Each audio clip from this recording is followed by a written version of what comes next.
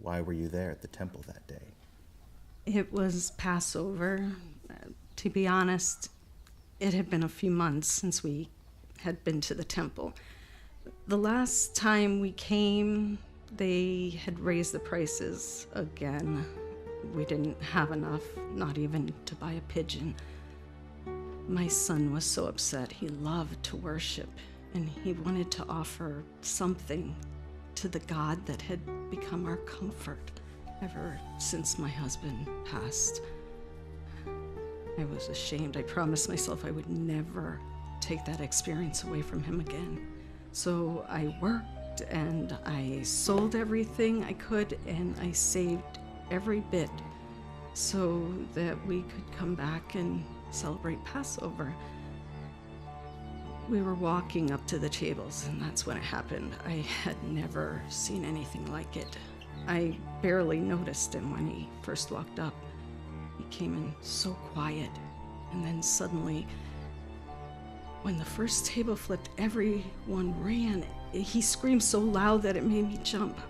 I grabbed my son and I tried to get away, but there were people everywhere, and money had fallen to the ground, and people were fighting over it.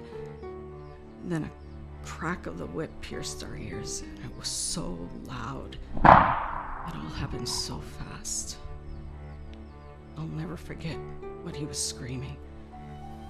Take away these things. Stop making my father's house a place of business.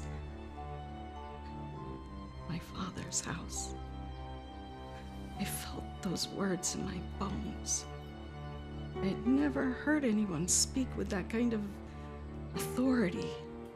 And then it was over. Everything was destroyed, and suddenly people started rushing up to him. I thought they were going to try and grab him, arrest him, or beat him, but they were bringing people to him.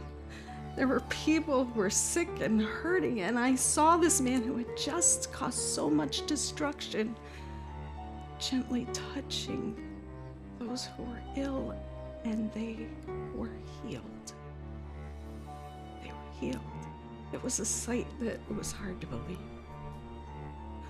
My son and I stood back from the crowd. We had barely moved. And then suddenly my son broke free from me. He ran up to this man. I yelled at him to come back, but he started crying out, "Hosanna to the Son of David."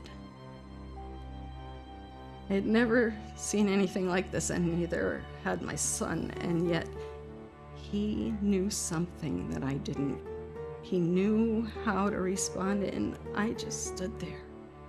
I couldn't bring myself to pull him away, but I couldn't worship along with him either, and even now I still don't know what to make of it all.